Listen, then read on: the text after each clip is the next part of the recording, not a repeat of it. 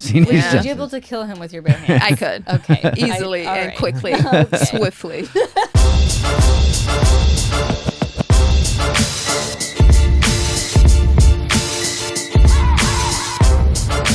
The goal of today's podcast is not to be karate chopped in the throat. Yeah, right?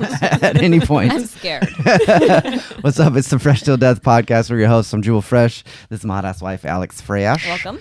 And Fresh Till Death comes out every single Monday. iTunes, YouTube. Make sure to rate, review, comment, and subscribe. And if you don't rate, review, comment, and subscribe after this podcast, we will send our guest today to come after you. And she will. She will make She sure has our back. that you subscribe to the damn podcast. Fresh Till Death comes out every single Monday. The Fresh Till Death podcast, where Alex and I get high and do stuff, that comes out on Tuesdays, only on YouTube. And then the Jubal Show every single Wednesday, iTunes, YouTube, rate, review, comment, subscribe. But anyway, our guest today is, I don't know. I don't know exactly what to call you because I know you as Miss Pendley. Well, we know you as Miss Pendley. And I don't have my belt on, so Yeah. you can call me Syrena. Yes, her real name Just is Syrena. today, though. yeah, just only today. It's Miss Pendley. She don't fuck around. So Jack's 7-year-old, he takes Kung Fu, and you are his Kung Fu instructor, and we've gotten to know you over the past few months, and yeah, we've only known you as Miss Pendley, and we were talking about it, we're like, I don't know if I can, because like you command so much respect in class, and I'm like, seriously. I don't want to call her by her name, and then No, all of a it's fine, sudden, it's like fine. I've got my hand wrapped around behind my back, and I'm up This against the girl, wall. I'm like, I'm scared of her. I would not mess with her. Yeah. I mean, so when did you actually start Kung Fu? Kung Fu I started 10 years ago, but I've done everything. I've done Muay Thai, I've done a little kickboxing, I've done jiu-jitsu, but Kung Fu is like the well-rounded martial arts that kind of actually just fell into my lap after I was looking for a job. They needed a front desk person, so I was the front desk girl for like the first 2 months. Oh, really? And then he was like, wait, you did jiu-jitsu? What are you sitting here for?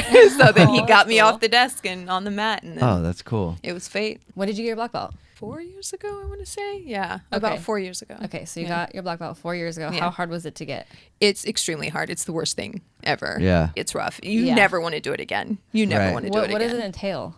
It's 4 hours of everything that you've done from white belt to third degree brown. Oh, wow. Okay. And all of the people that you've been training with from white to brown, or the higher degree black belts are there to kind of test you and beat you up for about 4 hours.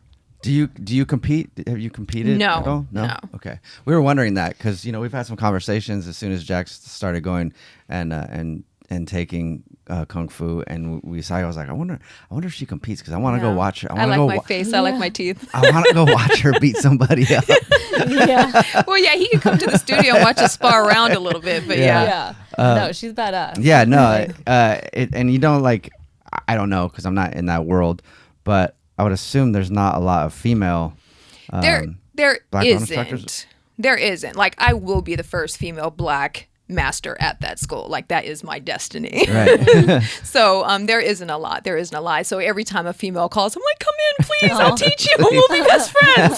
Cool. So yeah, I would love for there to be more females in the martial arts community. Yeah. So did you do like combat type stuff your whole life?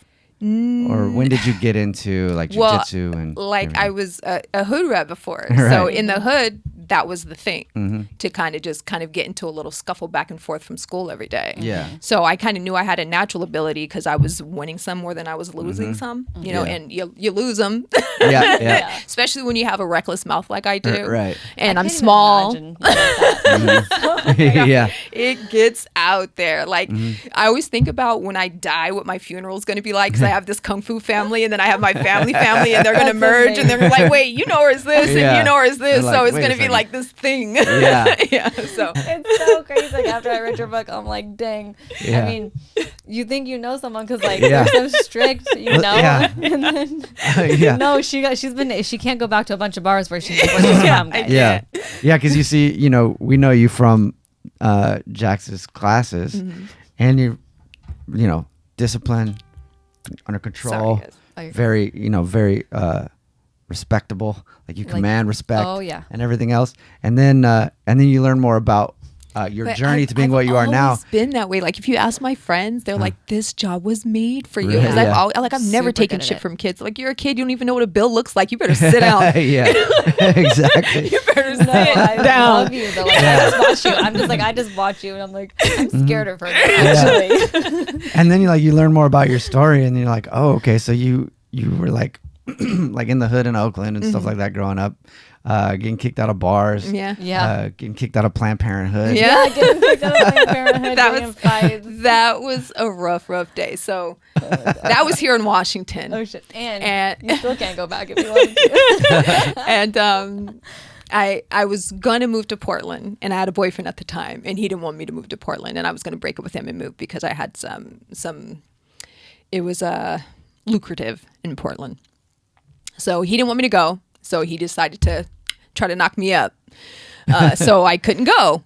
And I was like, no. So I went straight to Planned Parenthood. And they had you could either get an abortion or you can get a pill. And at that time, I could get the pill. But at that time, I was homeless. So I was bouncing around from friends' couches to couch and everything like that. So they had already put me through the whole system. They had gotten to my information and told the story. They were like, okay, this is this. She had the medicine in the little white cup. She was about to hand it to me, and then some other nurse came in and was like, oh, she can't do this because she's homeless, and we have no way of contacting her and seeing if that she's going to be okay after she leaves here. So the lady barges in and starts yelling at the nurse, like, you can't help her. And I'm like, no, you need to help me. Yeah. So I started flashing. I'm like, I went red. I can't even tell you what I was saying to these people, but they eventually gave it to me. And told you not to come But back. they were like, bitch, don't come back here. Don't come here. Don't go to the one in Tacoma. Don't go to the one over here in Federal Way. They blackballed my ass because I know a couple of years later I needed that morning after. And I went to the one in Kent. They typed in my name and they were like, no, bitch. Oh, No. shit. They were like, aren't you the one?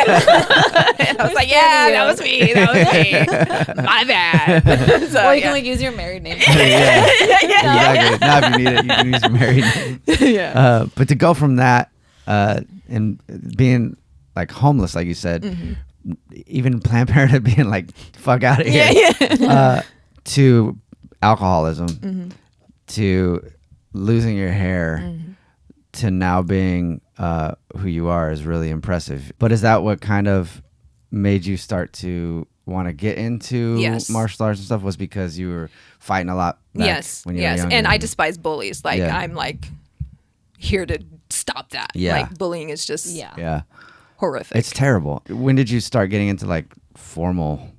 Around junior year in high school, I started because a friend of mine started doing aerobicized kickboxing. So I went to aerobicized kickboxing with her, and the instructor was like, "Ooh, you got good form," and I was like, "Ooh, yeah, I do." So then I just kind of dabbled into everything after that. All I needed was her to tell me I had good form, and then so we need to thank that lady for who I became. Oh, that's cool. Okay, so you wrote a book, or you've actually written a few books, but it hasn't been published yet. But No, it hasn't. I got to read it. Okay. So I learned a lot about you, which is super interesting. But something that is not in there, which you talked to me about, is your childhood. Yeah. Which I think is, it's kind of a crazy story. Yeah. So you were born in Alaska. I was born in Anchorage, Alaska, and then moved to the Bay Area when you were 1? When I was about one-ish, between 1 and 2, I believe. Okay. Do you want to talk about what happened? Yeah. It's deep. So my Papa was a Rolling Stone. Okay, so he had gotten my mom pregnant at the same time of getting my sister's mom pregnant, at the same time, and they were best friends. So one time, my mom, she tells the story like it happened yesterday. So they were sitting around playing spades, and she went to go get some ice, and she came back, and she just knew something happened. She just knew something happened between the two of them, and then 9 months later, they were both having a baby. Wow. Dang.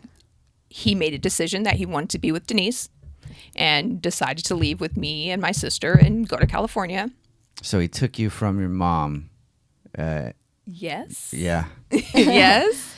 So, and then he got cancer. He had a brain tumor from fighting in Vietnam.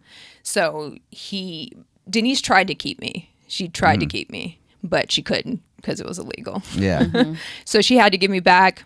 And my mom then took me back because she had to. And then it was just kind of rocky between her and myself because of him and the whole situation, and I look just like him and she can't stand him, so she has to look at his face every day. So it was rough with me and my mom.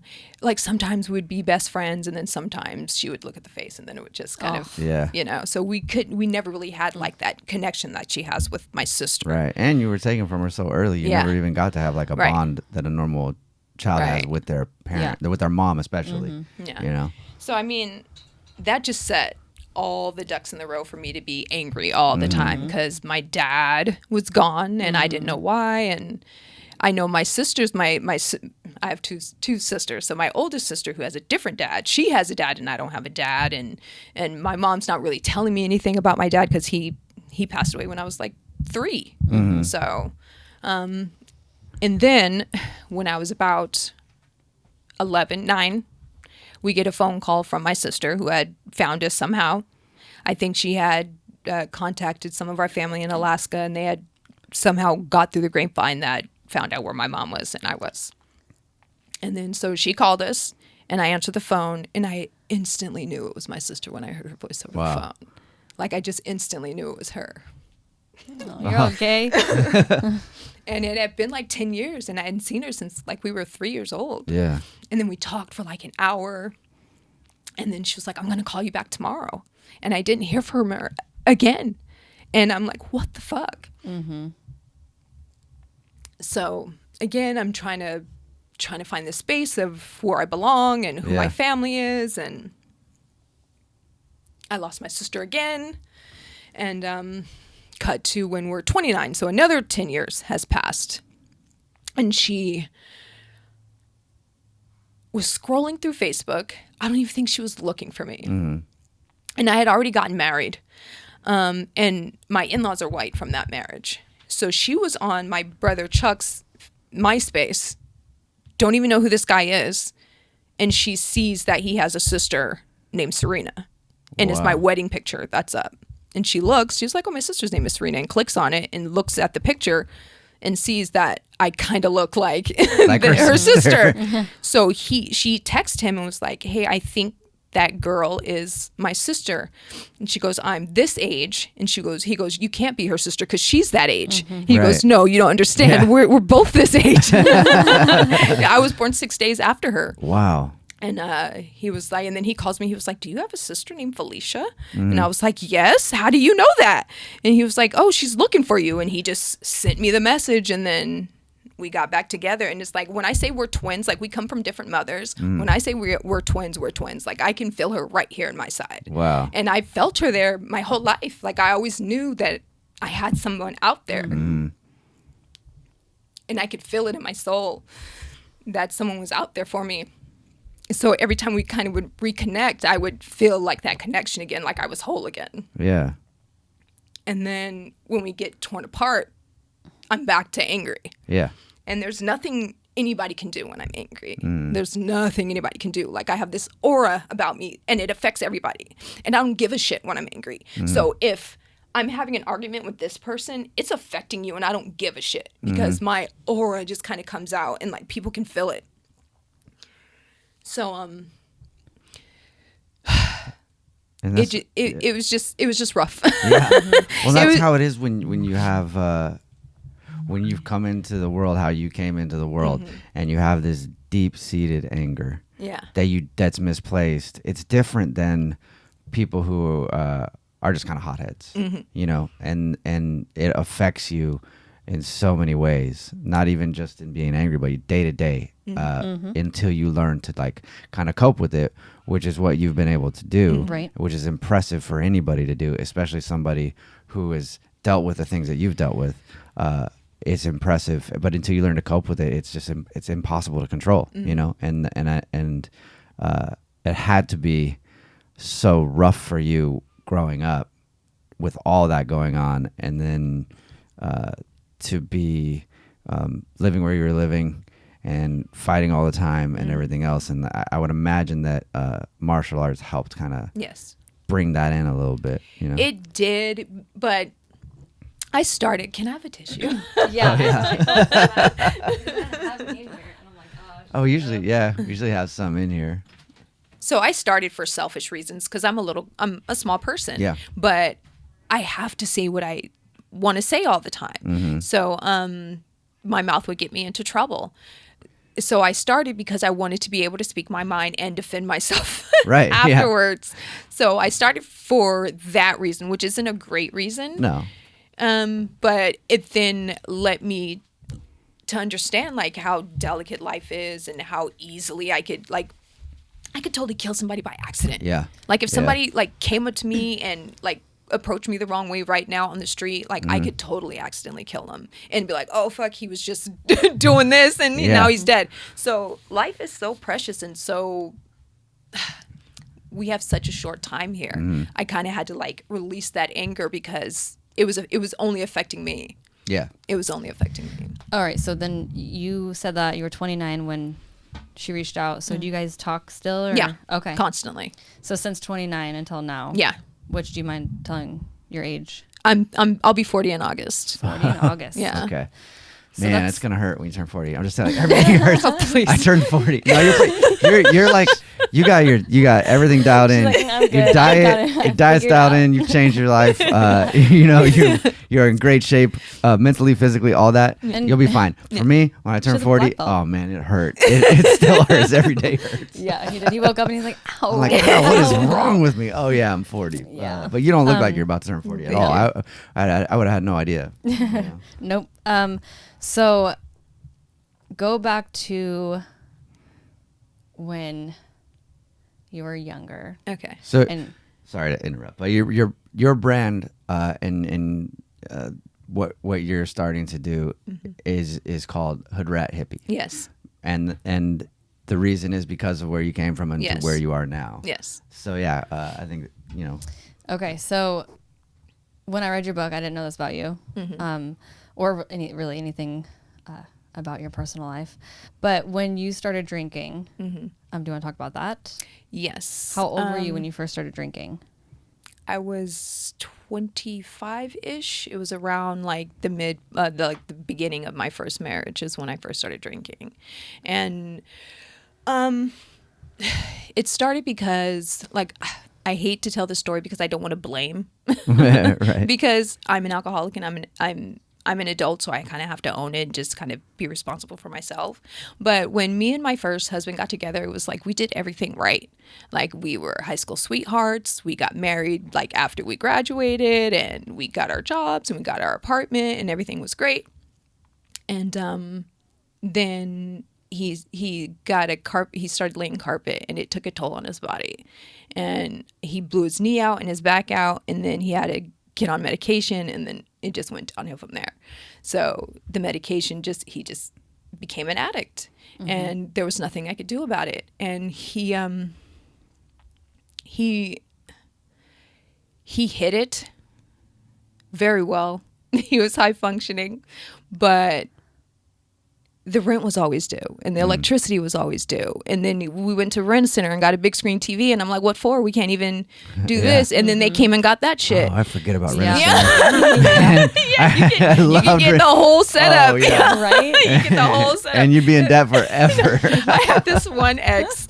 We went to Rent-A-Center and we got a computer and a TV, and then he just gave him the neighbor's address. So when we didn't pay for it, they just went to the neighbor's house. Looking for it. Yeah. Rent-A-Center was awesome. Wow. Okay. Yeah, so it was like my fairy tale had just blew up because this whole life that we had built together just kind of started to crumble. Was this in Oakland? No, this was here. This was in Seattle. Yes. Okay. Because I was already in my 20s Okay. and married. Got it. Okay. So So when my marriage started to fall apart, which anybody who was at my wedding would have told you that we were going to be together forever, because he was super awesome and we were awesome together, and that's just how we thought it was going to be. But drugs happen, and when you're an addict and you don't want help, you have to help yourself, and when you don't want help, the people around you kind of just have to live their own lives. And I kind of just had to take my baby and go because he wasn't admitting that he had a problem. Yeah. But still shit wasn't getting paid. Yeah. And you have a good job, motherfucker. So why isn't this bill getting paid? Yeah. Yeah. So explain that to me. Help me to understand that. Oh, you can't? Then I got to go. We got to go. Yeah. And that's the thing that when people deal with addicts and people like that, they try. I mean, you can try so much, but at a certain point, people can only really change themselves. Like with everything, really. And if you have to just protect yourself at a certain point, you know. And Alex knows that too. Like you just have to be like, all right, you have to want to do this. Yeah. I'm gonna leave and see if you want to change because I left, then go for it. But like the drinking had already I had the baby. And it's like right after I had the baby, and then that's when all the shit started to fall apart.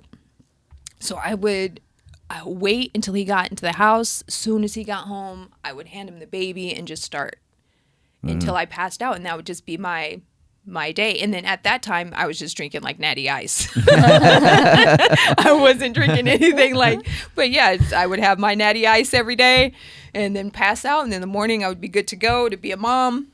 And then you come home and it would just be that over and over again until I just drank myself into this stupor of depression, and then my hair started falling out. And then I'm like, oh, well, it's just because of postpartum shedding or just because the stress because these motherfuckers keep knocking on my door all the time. It's just stress. It's just stress. It's just stress. And it's just him and it's just her and it's just this. And I didn't look within myself and realize that I can control this. I can take ownership of this. So I can't deal with him and his shit anymore. I kind of have to start taking care of myself because I was really just wasting away. Well, you completely changed your whole life around. Yeah. And became a black belt. Yeah. So you drank all through that, and then take us from that to like when you decided that you need to stop drinking. So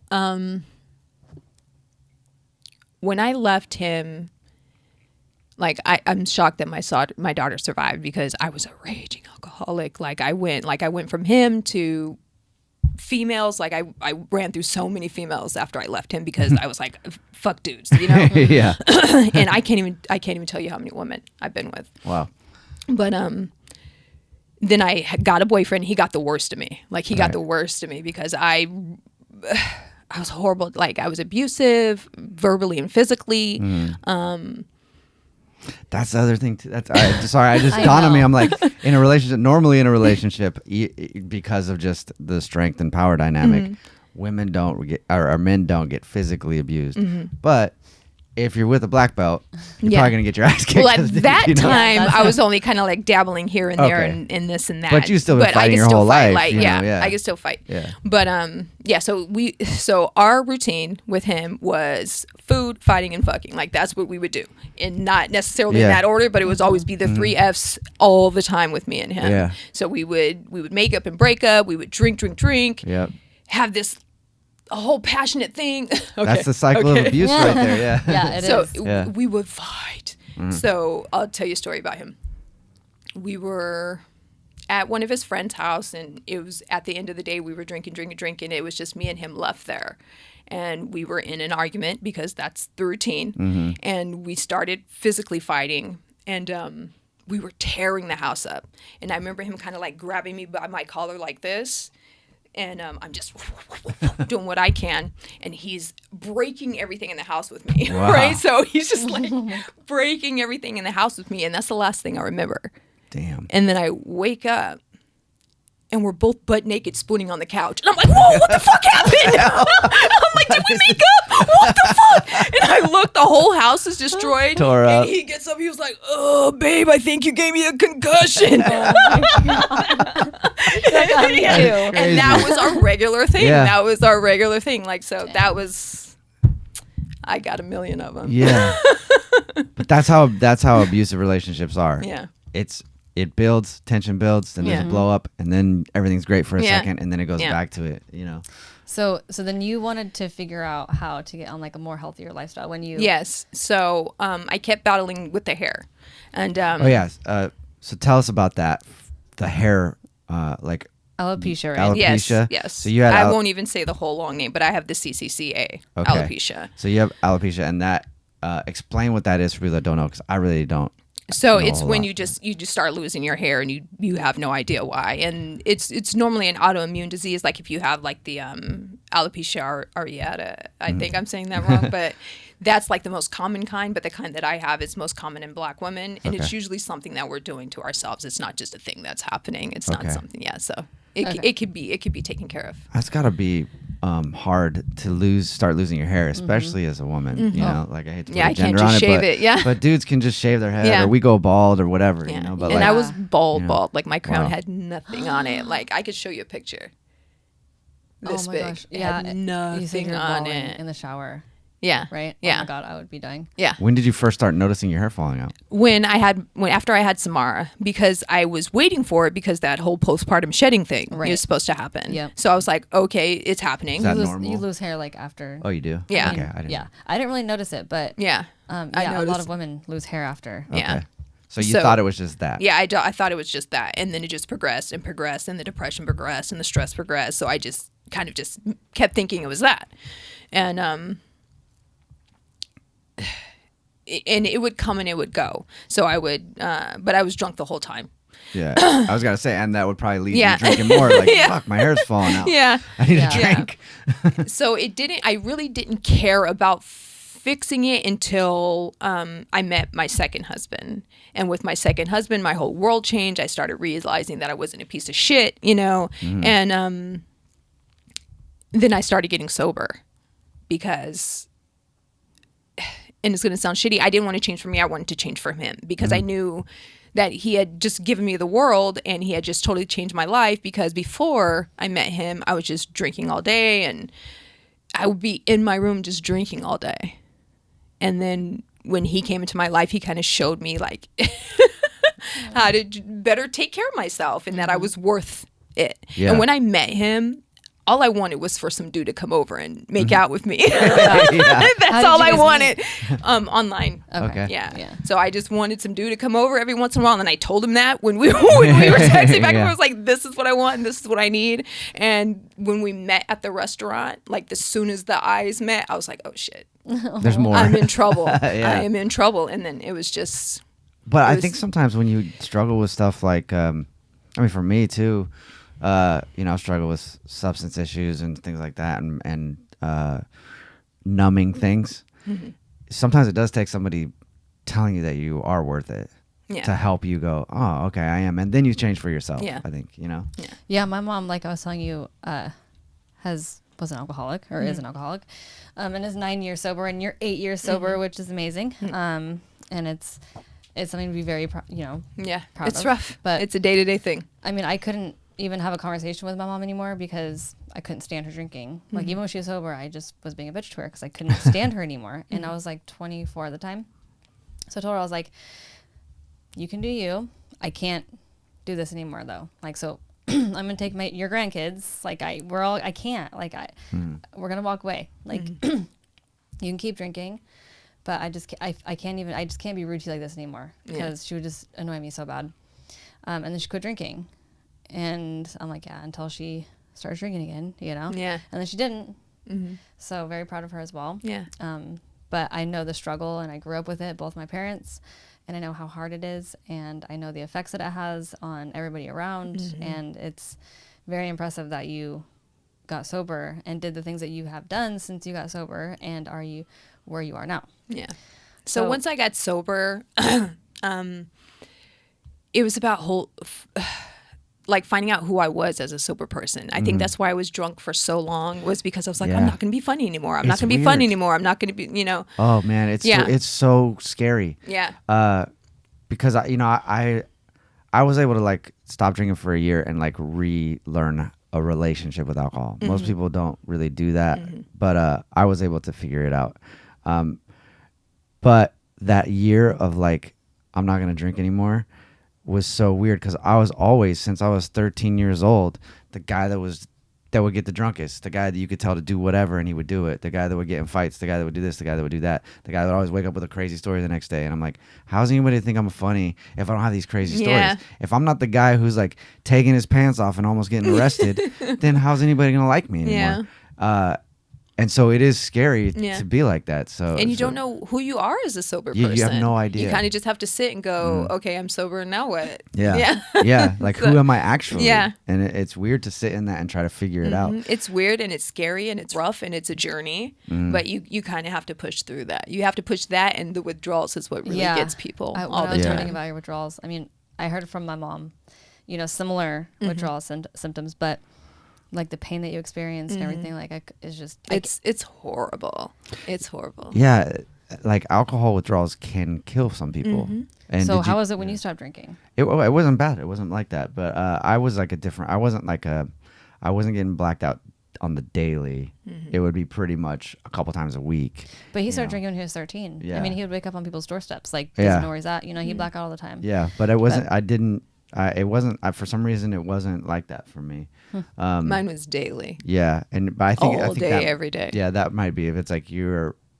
I mean, because there's. It's the only thing my body knew. So when I took it away, my body just shut down. Yeah. Like if you're drunk every single day and you're a high functioning alcoholic, I think that's different than because that was your mom too. Because I went to AA for a minute.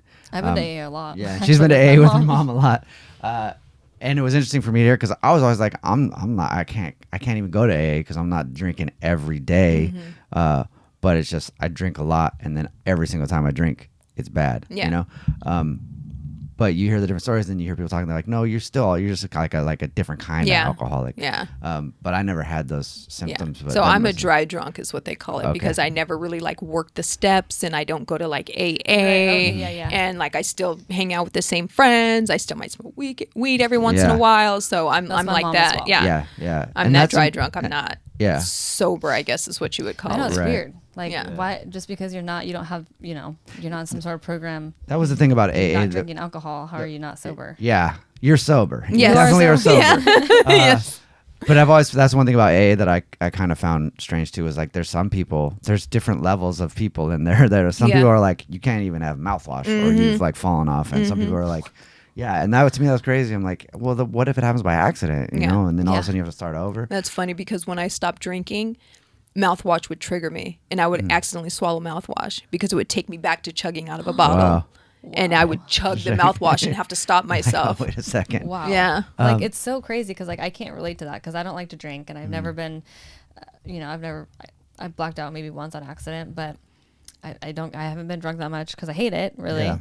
So it's just so interesting to like, because you guys know what it feels like and like the struggles and stuff, and it's to not be able to like, it's so hard to not be able to control something like that. Like that was my thing. I would, days after or morning after, something bad happens or whatever, you black out and feel like an idiot and everything else. For years, it's always like, okay, why can't I just go, I'm kind of buzzed right now, I could stop. Why can't I? And I figured out why. And that was the one thing about AA that was big for me was the resentment thing. When I first go in there, they talk about resentment all the time. And I was like, what the fuck does that even mean? Like resentment, I don't get it. But then I realized, you're numbing some stuff. And then I started looking into the things that I was numbing. And once you kind of drop that stuff and start to really look at yourself and be honest with yourself, then you can go, okay, here's the problem. And here's how I can deal with it better. But I think you put in your book, it was hard to be honest with yourself. Yeah. It is super hard to be honest with yourself about the things that you struggle with or things that you're ashamed of or things that you don't like about yourself. But you have to do that if you want to like break away from drinking or whatever the vice is that you have that's hurting you, that you're using to numb things. You have to be able to do that to stop doing that. So, that had to be hard for you. Yeah, and it was AA. Like, I failed at AA a lot because the areas that I live in, I didn't really belong, and going into the places, I could tell I didn't belong there, and so I started listening to the Oakland podcast, and that is what saved my life. Is because I turned it on. I heard my aunts, I heard my uncles, I heard my friends, I heard people that sound like me, and I could just listen to it on the way to work, on the way back, and I could hear the stories and I could relate to it. For sure. And even though I wasn't there, I felt like I was going to AA meetings. Right. Even though I wasn't speaking, I felt like I was getting the benefits and the knowledge of going to AA meetings. And even though I didn't work the steps, I still felt like that whole step of finding a higher power. That's why I went to Thailand. That's why I'm a Buddhist now, because before, fuck God, like, He's you know what I mean? Yeah. You know, like, he's not here for me. And you were able to actually even get your hair to grow back, all based off of like what would you say? What would you? I mean, I know I had that to change you know you've changed everything, Jubal. I had to change everything because even when I changed what I ate, what was in my head was making my hair fall out. So even when I changed what I was putting in my body, I had to really sit down with myself and be like, why can't I sit alone for 5 seconds without something shitty popping in my head? So I had to figure that out too. So I had to go see a therapist. I had to meditate. I had to yoga. So that's why I do yoga. That's why I meditate. That's why. It's not because I'm this hippy dippy woo woo. I am now. I am now. I'm going to encourage everybody to do it. Yeah. But it was all for selfish reasons. I wanted my fucking hair back. For sure. So I tried spirituality. I tried yoga. I tried everything. And it was the combination of everything that allowed my hair to grow back. It wasn't just me rubbing coconut oil on my scalp Right. and eating vegetables. Yeah. I had to really wrap my mind around what the fuck was fucking me up. Right. You went on a diet of like no sugar, No sugar, nothing. no gluten. And do you still not eat sugar?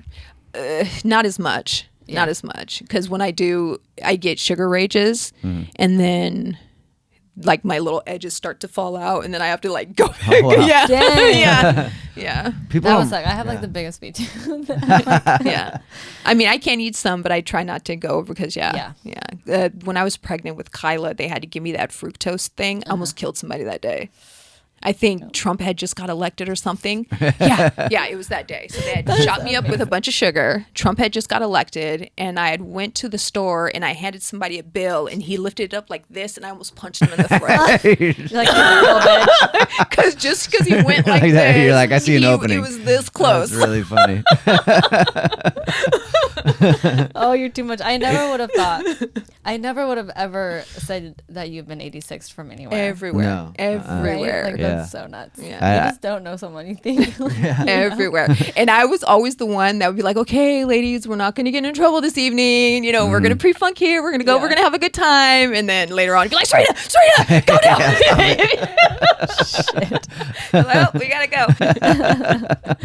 So, yeah. So you saw a naturopath, and is that what Yes. eventually Yes. got you on the track to being able to like grow your hair back? So she helped you with She like, a helped diet. me identify the toxins that I was putting in my body. And from there, and because I'm an addict, you give me something good and I'm going to take it and I'm going to fucking run with it. So if you say, oh, well, your deodorant is toxic, I'm going to go home and I'm going to take everything out of my house. The deodorant, is this toothpaste toxic?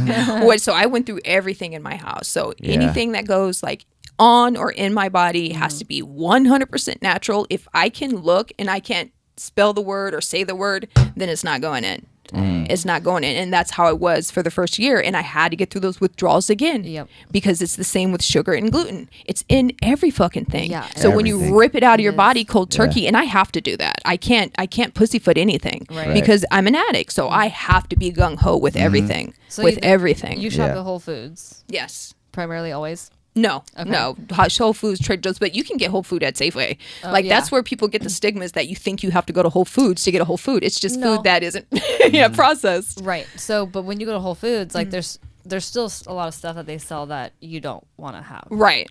So- So I stay away from the middle aisles. So Okay. when I go to a grocery store, I go around the outside. That's interesting. the vegetables. And yes, and all the that. so meat. That's true. and Yeah. like even like the dairy and shit, I try to stay away from. Yeah. Yeah. Oh. I have like Yeah, I was watching that video with the wings. The I was wings like, are- he can't have milk with the water. What is he Oh. gonna do? I was dead. I was Yeah. so dead after that. Like He the literally- whole rest of the day, I felt so sick.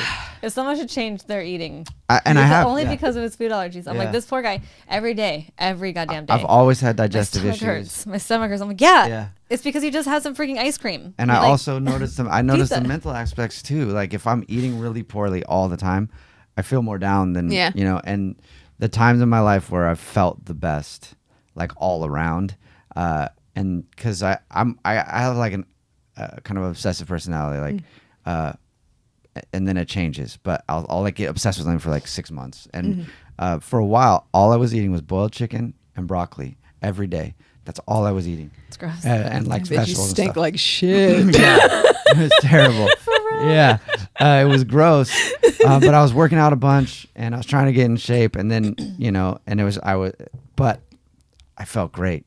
But almost anything I eat now, I should probably, like I'm sure I have a gluten allergy. I'm sure almost everything I eat now makes me feel bad all the time. And some days it's so bad, like my stomach is literally hard. And I'm like, why do I keep doing this to myself? I know, I don't understand. Yeah, anything that makes my stomach bubbly, I can't because it'll affect. It affects your hair. Yeah, that's crazy. Yeah. So I have to really watch out. Didn't know why it. I don't know, because if you go to when I went to a dermatologist, he was just like, oh, well, you just kind of have to take this medication and get the scalp injections and this and that. And I was devastated because at that time, like I said, I could show you a picture. My bald spot was this big. Wow. Like my crown had nothing on it. And like the little patch that was left, he literally went and it just came right off. Like that's how rapidly my hair was falling out at that time, to where he could just take a chunk and it just come right off my scalp.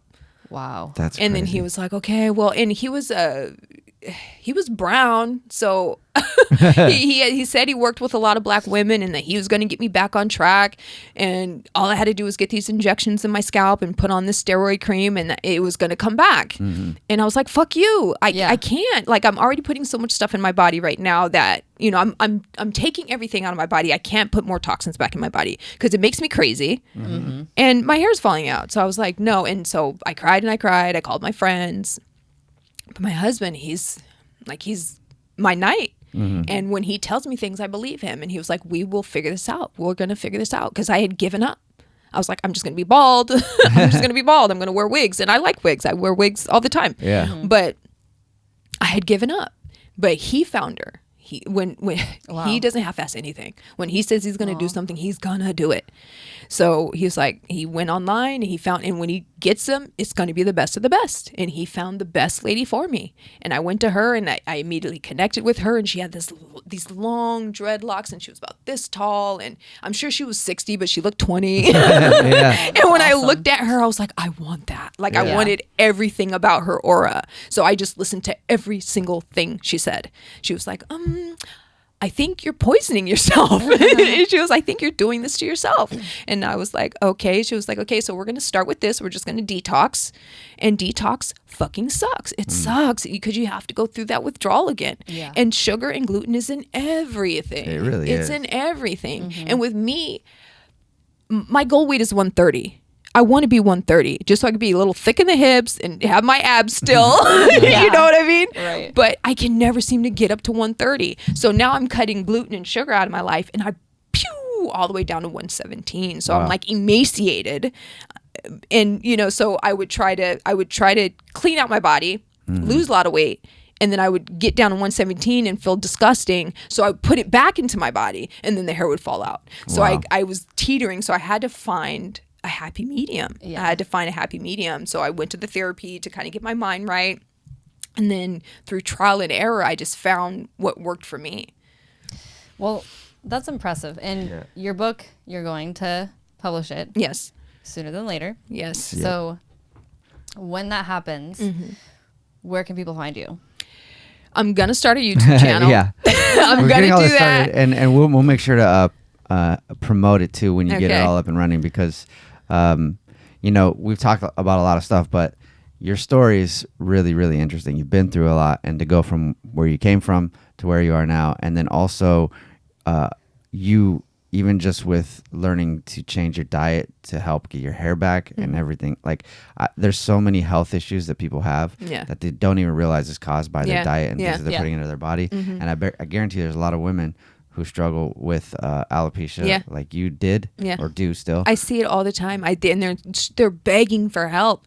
And there's women out there who are like, oh, just rub this on your scalp. I grow all my hair back. Like I see it on YouTube all the time, and I see it everywhere all the time. Like they have this magic hair growth elixir. And when I tell people that I grew my hair back, I'm not promising you that you're going to grow your hair back, but something good is going to come out of it. You're going to feel great in the end. Yeah. And every time like I get off my diet and then I get back on my diet, I'm like, wow, why did I ever fucking stop doing this? I feel wonderful. Yeah, but I'm an addict, so sometimes I drink sugar. Sometimes I eat sugar. Sometimes I eat gluten. And my students, they bring me cookies and shit, and I can't say no. I don't. You know, I can't eat it, so I eat it. So it's like the alcoholism. It's a day-to-day thing. Every time I go to the store, I have to spend 5 minutes going, oh no, that has high fructose. I can't do it. Yeah. And so you can definitely inspire a lot of people. So we'll make sure people, when you get everything up and running, that they check it out. I need a foot up my ass, though. I need that You're fire black belt. I mean, come on. under my ass, because I've been sitting on this book for 3 years, and I had a whole baby. Yes, But There's a lot of still stuff going on. I mean, you've accomplished a lot. in your life. You should be very proud of yourself. Yeah, you should. I You definitely should. am, but I feel like it's gonna sound weird, but I feel like I have so much more to do. I feel like I have so many people that I can help, and like that's what I'm here for. That's fine, and Yeah. you will, And and, you you're on definitely your will. way, and you're a hard worker. Yeah. I am. And I believe in you. And I think you can do Thank it. you, thank you. So once she gets everything rolling, we're gonna be sharing her stuff. Yeah. Thank you so much. We'll for have being you here. come back when you got Yes. it all Okay. rolling, and then Yeah. we'll talk Very some more exciting about stuff stuff. like that. Yeah, but And I'm gonna punch you both for making me cry. I'm gonna run out of here. yeah, don't do that. You don't have any sugar over there, right? Sure. Yeah, thanks for stopping by, and it's really interesting, and I know you'll help a lot of people for sure. Thank Definitely. you. I appreciate it. I really appreciate you too. Yes. Yep, and Okay. we'll see We you, love you. We'll see you No, at I Jackson's love you class guys too. now. Yeah. Oh, he's doing awesome. Good. He's Yeah. doing awesome. I know. He's a Seriously rock though, star. like when I go, I'm like, oh god, there she is. I'm like, did she hate me because I smoke weed? Because she knows I smoke weed. No. Actually, Alex did say that one time. Oh, I wanted to reiterate because I was trying to tell you that story when I had saw your guys' podcast, Yeah. but I wanted to reiterate on my story. So my first husband, he had just gotten a job at Safeco Field. And it was like an hour and a half long orientation. And I'm piggybacking off of her story that she told when she took a shit in the Starbucks cup. Yeah. So back then, I only ate AM PM nachos. Like I only ate AM PM nachos and drank 211 and Four Loko. So we had our Cadillac Eldorado, which was my dream car, still is my favorite car. We drove it over to his job that he had the orientation, but I had to sit in the car for the hour. And I'm there, I'm excited. My man's about to get a job. And then my stomach was like, huh?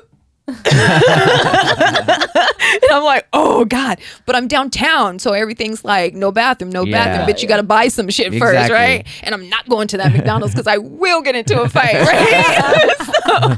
so I'm like driving around sweating, wondering what am I gonna do. So I had to like pull into this alley, and because I eat them all the time, I had that AM PM nacho container in my back seat. So I'm like, I'm pondering it for a second. Nope, I went into my back seat. I hunkered down in my back seat and I let it loose in that little container and just tossed it out the window. Oh man, that's amazing. Yeah. She was like, if you've never almost shit yourself, what type of life are you living? Right? Like for real? Seriously. I know. When she was like, I want to tell you something. Yeah, And I was like, oh shit, what did I do? What did I do now? if you haven't listened to, I think it was like the first podcast that we did together. Yeah. The first podcast we did together, Alex tells a story of her having to take a shit. It's a true story. in an item from a store as well. And we saw you like the week after, and you were just like, I gotta talk to you to Alex. And she was like, oh no, what did I do? So that was and then told me shit, and I'm like, yes. It's good stuff. That's awesome. But Well, thank you for coming in and hanging out. Thank you so and much. And it's amazing what you've done. Even the shitting in the AMP. yeah, You know? good. I don't shit in nacho cups anymore. And now it's like all whole grain something. I'm regular. That was like a recycle bag or something. Yeah, exactly. It's compostable, whatever it is. We know that. Biodegradable. All right, thank you. Thanks. Bye.